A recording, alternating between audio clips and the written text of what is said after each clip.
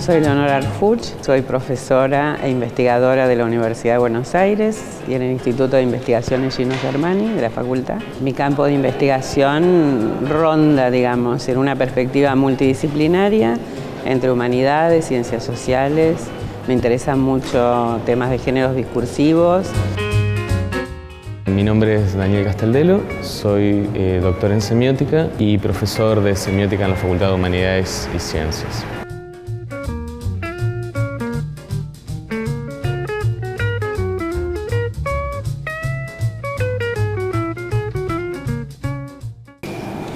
En un artículo tuyo decías que era sintomático el espacio gráfico. ¿Era sintomático de qué?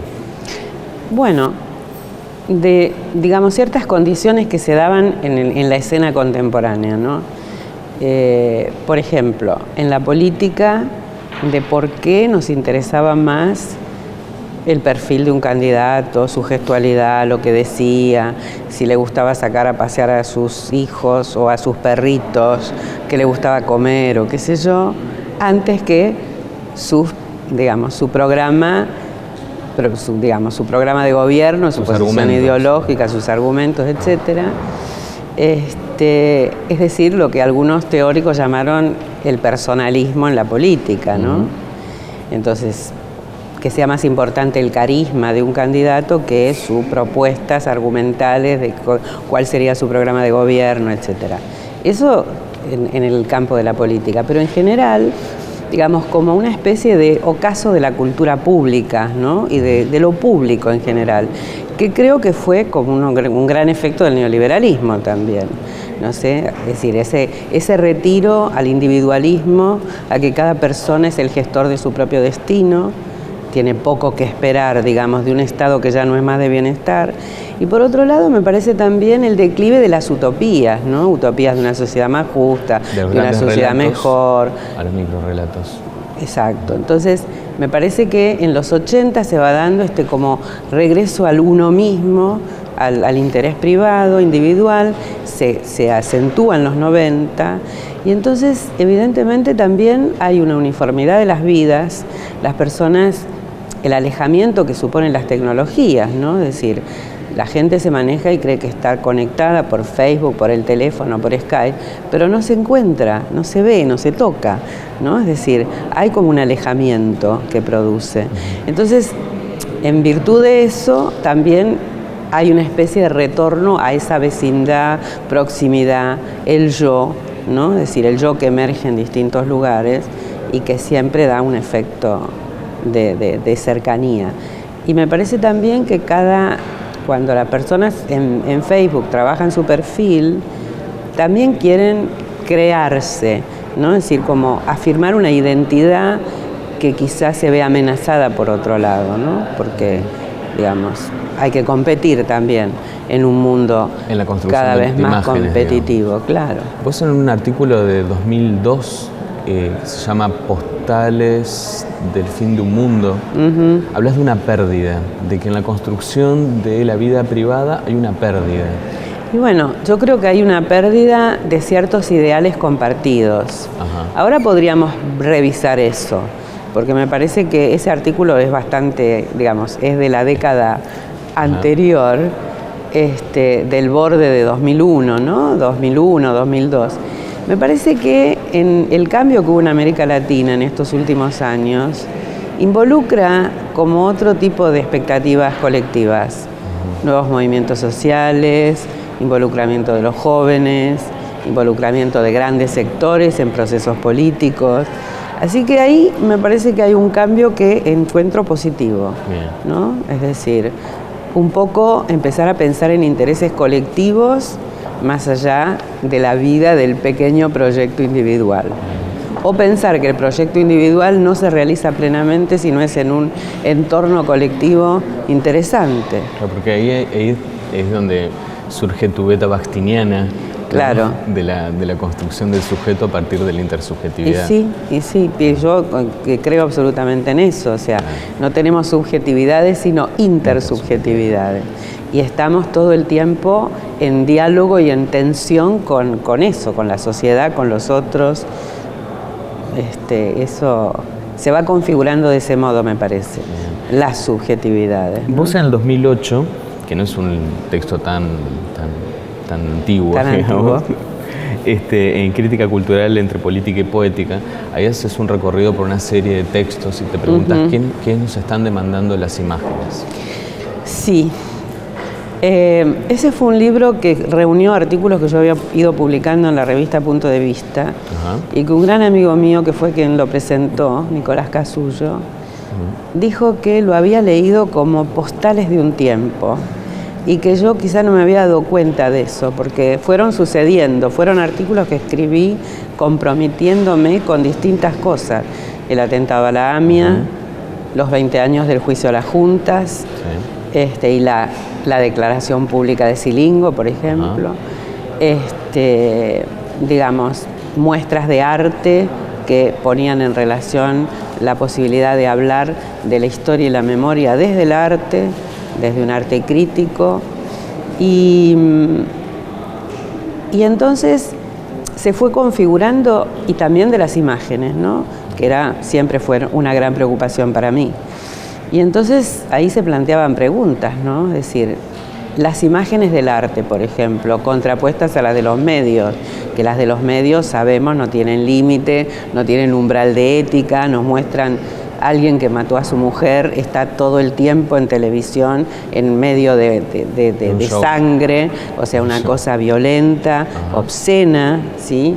Que no respeta ni siquiera las vidas privadas de esas personas. Y el arte que trabaja en otra distancia, en otra metáfora y en otra, digamos, en otro registro, ¿no? Más poético. Entonces, la imagen siempre pone un problema. ¿Qué se muestra? ¿Cómo se muestra? ¿Para qué? ¿Con qué pregunta tenemos que ver?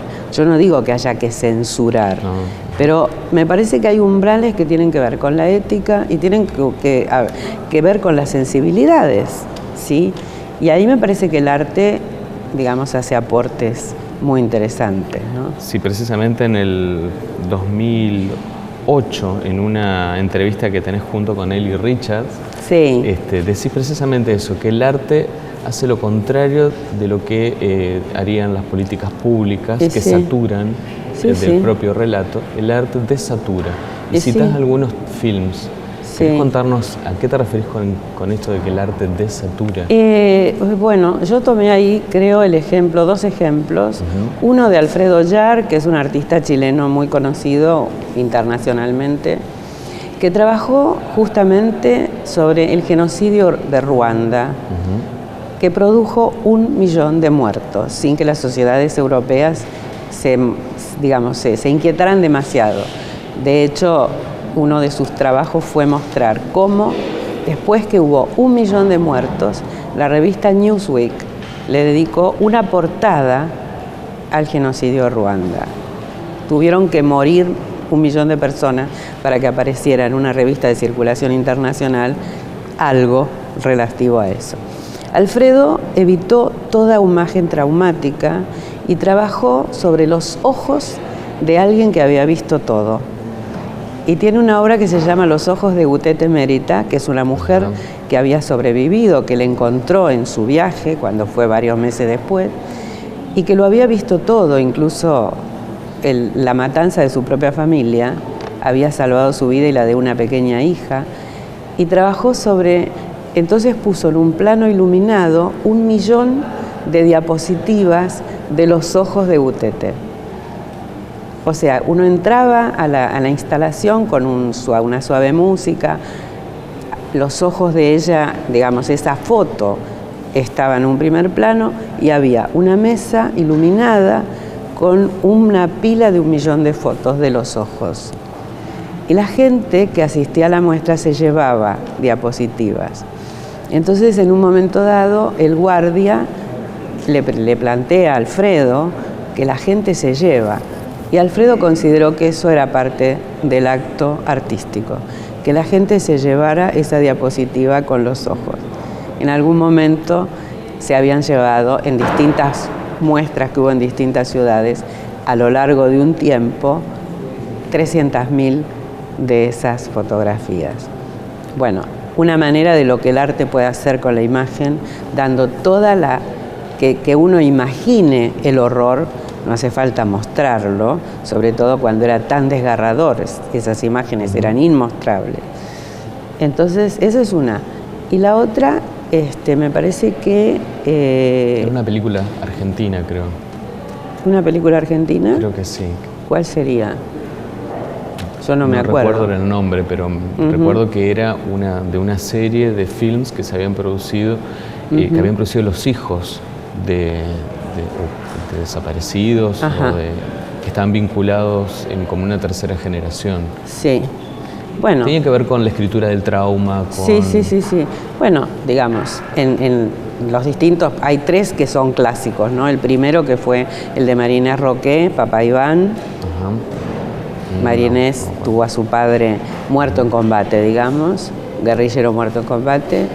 El segundo fue Los rubios, de Albertina Carri, que ella hace, digamos, una contrahistoria, ¿no? No quiere seguir el camino canónico y hace una especie de autoficción poniendo distancia, que en definitiva creo que la distancia hablaba de lo intratable, es decir, esa pérdida que nada podrá reparar, ni las palabras, ni las fotografías, ni lo que se escriba, o sea, digamos, esa fisura de la pérdida irreparable, creo que.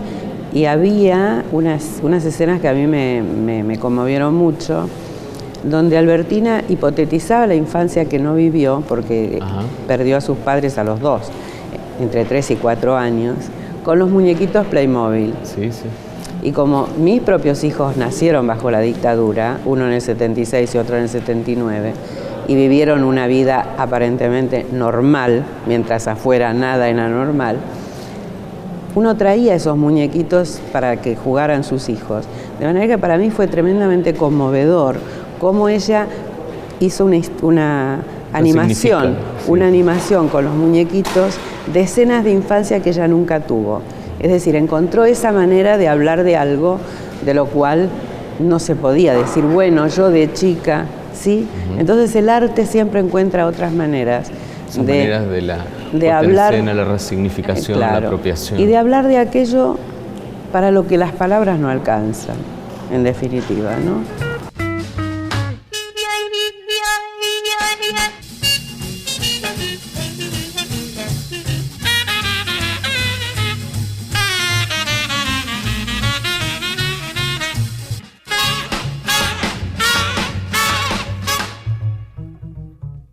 Bueno, la producción de Leonora Arfuch es insoslayable a la hora de pensar los medios y la inscripción de la subjetividad en los medios y cómo estamos configurados como sociedad a partir de los textos que nos van configurando y que nosotros vamos configurando también en nuestro quehacer cotidiano y a lo largo de la historia. Por eso me parece importante tenerla hoy a Leonora acá.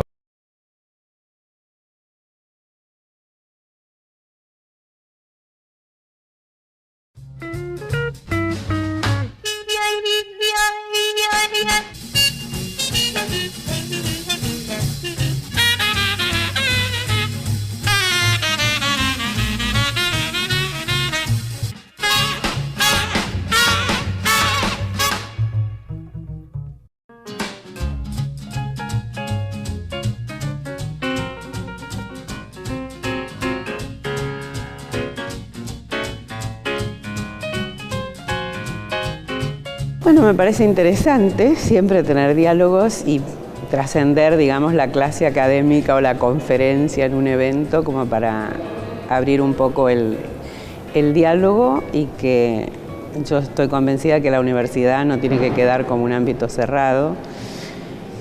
Los que somos profesores e investigadores tenemos responsabilidades no solo de cumplir con nuestros alumnos, sino con la sociedad toda. Y me parece que los que nos ocupamos de temas contemporáneos justamente tenemos algo que decir de pronto para un público más amplio. Así que me parece una muy interesante oportunidad de hacer eso. Vos en el 2013, cuando escribiste Memoria y Autobiografía, Exploraciones en los Límites, ahí se da esa explosión en donde las palabras ya están al mismo nivel, y eso es muy de la perspectiva semiótica, sí, al mismo nivel de cualquier otro tipo de textualidad. Sí. ¿No? Trabajás imágenes visuales, audiovisuales.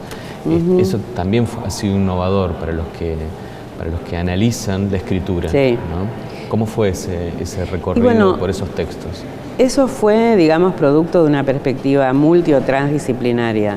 Es decir, mi propio recorrido, yo hice letras, me doctoré en letras, pero después tuve una cátedra en diseño gráfico, por ejemplo, o sea, ligada al arte y la imagen, que es otra de mis pasiones. Y luego tengo mi cátedra en sociología, la carrera de sociología, que es una perspectiva multidisciplinaria, donde trabajamos cuestiones de crítica cultural, filosofía del lenguaje, enfoques múltiples discursivos, en relación también a debates y cuestiones contemporáneas. O sea que desde esa perspectiva yo no hago ninguna distinción entre hablar sobre obras de arte, films u obras literarias, o encontrar las articulaciones sutiles entre ellas. Porque una cosa es la crítica literaria específica, la crítica de cada cosa, y otra cosa es cómo se entrama en una cultura esos distintos registros. Y a mí me parece que eso es lo más interesante, las tramas, los panoramas, porque eso permite, digamos, encontrar figuras en común, ¿no? Que atraviesan, que no se verían si uno solo estudia el nuevo cine argentino o los nuevos narradores. ¿Cómo se conectan los narradores, los artistas, los que hacen cine? ¿Cómo encuentran metáforas en común, maneras de decir, de temas de los que hablar, ¿no? Entonces ese conjunto me pareció interesante, y por otro lado salir de hablar del caso argentino como que, digamos, por eso puse diálogos con Sebald, por ejemplo, que tiene una muy fuerte marca de lo que fue la Segunda Guerra, el nazismo, etc. Con Boltanski me atreví a poner a Cristian Boltanski, que es un artista visual muy conocido, que estuvo en Argentina hace 2 o 3 años haciendo obras relacionadas, ¿no?, con nuestra propia identidad, digamos, y me pareció interesante eso, ¿no?, ver cómo desde distintos lugares se pueden hablar de cosas con una cierta sintonía, porque vivimos en un mundo globalizado, o sea. Y además la cultura está explotada en una diversidad de textos que un solo registro no lo puede abarcar. Vos hablabas precisamente también de que hay narrativas que muestran una insistencia sintomática de un pasado que para vos todavía sigue abierto. Totalmente. Y en esto quiero así tomar postura, porque en este momento justamente se está dando un giro que yo considero preocupante. Es decir, hay un diario tradicional de la Argentina que se permite sacar editoriales donde habla de indulto, amnistía, reconciliación, venganza, y como si ya fuera el tiempo de terminar con el tema de la memoria, con los juicios, que ya fue suficiente, y hablar de amnistía o indulto en nuestra sociedad democrática a casi 40 años del golpe y a 30 y pico de vida democrática me parece una tremenda agresión a la democracia y a todo lo que hemos construido, ¿no? Es decir, creo que más allá de las diversas posiciones políticas e ideológicas, más allá de todas las críticas que se puedan hacer a nuestro pasado, a la violencia revolucionaria y a la violencia del Estado, que nunca son semejantes, entonces es una enorme irresponsabilidad poner en el ruedo discursivo estos significantes, hablando de semiótica, estos significantes que no son inocentes, justamente en un momento de elecciones, de un cambio de gobierno, etc. Entonces me parece que efectivamente hay que estar alertas, porque como dice una amiga y politóloga muy conocida, Chantal Mouffe, la democracia nunca está del todo ganada, ¿sí? Ni porque tengamos 39 años o no sé cuántos tenemos de democracia, ni porque hayan pasado varias décadas y porque renovemos las elecciones. La democracia es un estado me parece a mí, de vigencia plena de los derechos humanos, de los del pasado y los del presente y los del futuro.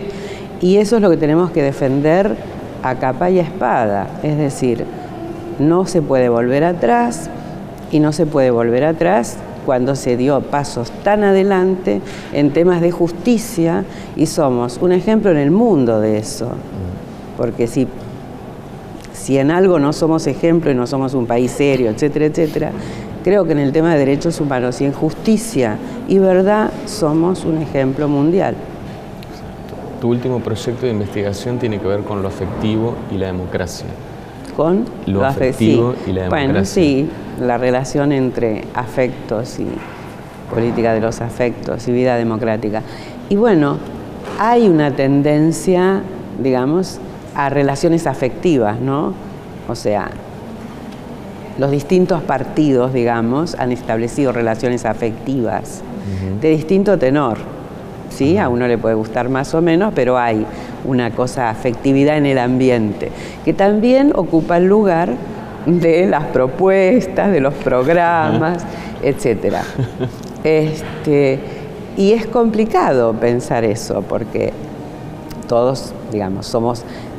Algunos hablan de que somos una sociedad afectiva, hoy vivimos en una sociedad afectiva. Y yo creo que sí, o sea, la emoción, las pasiones, los afectos, los sentimientos están siempre involucrados. Hay que ver cómo operan esos en la construcción de la ciudadanía. Exactamente. Entonces, hay una exaltación de lo emocional, que algunos candidatos abusan de ella, y una se pregunta, bueno, ¿cuál es el objetivo, no? Es decir, ¿qué hacen las emociones en el espacio público en relación con la política, por ejemplo? Y ahí está una pregunta interesante. Es decir, si nos dejamos llevar por las emociones, habría que pensar cuáles son, y hay como una especie de distinción entre emociones saludables y las tóxicas. Entonces, bueno, yo no sé si estoy de acuerdo con esa distinción, pero evidentemente hay pasiones en el espacio público que son tremendamente negativas, que las vemos en el escenario internacional y nacional, de una violencia inusitada. Y bueno, y también hay buenos sentimientos o buenos afectos o buenas emociones. La solidaridad o el interés por el otro, etcétera, me parece importante que exista, ¿no? Y que no nos olvidemos de eso. No la mera compasión, sino sentir con el otro significa también tener algún grado de responsabilidad, ¿no? Y eso, la responsabilidad por el otro, era uno de los legados de nuestro semiólogo teórico cultural Bastín, ¿no? Así que eso. Y eso queda ahí tramado dentro de la escritura de la biografía también, ¿no? Eso absolutamente, o sea, es indisociable de eso, ¿no? Y de toda construcción identitaria, ¿no? Es decir, eso está siempre presente. Lo que pasa es que las relaciones entre afecto y lazo social, dirían los sociólogos, son complicadas, porque pueden dar lugar a muchos afectos y algunas no demasiado buenos. Con diferentes efectos. Exactamente. Bien, bueno, muchas gracias, Leonor, por gracias a vos por esa lectura tan minuciosa y por hacerme recordar cosas que algunas hasta me las había olvidado. Bueno, muchas gracias.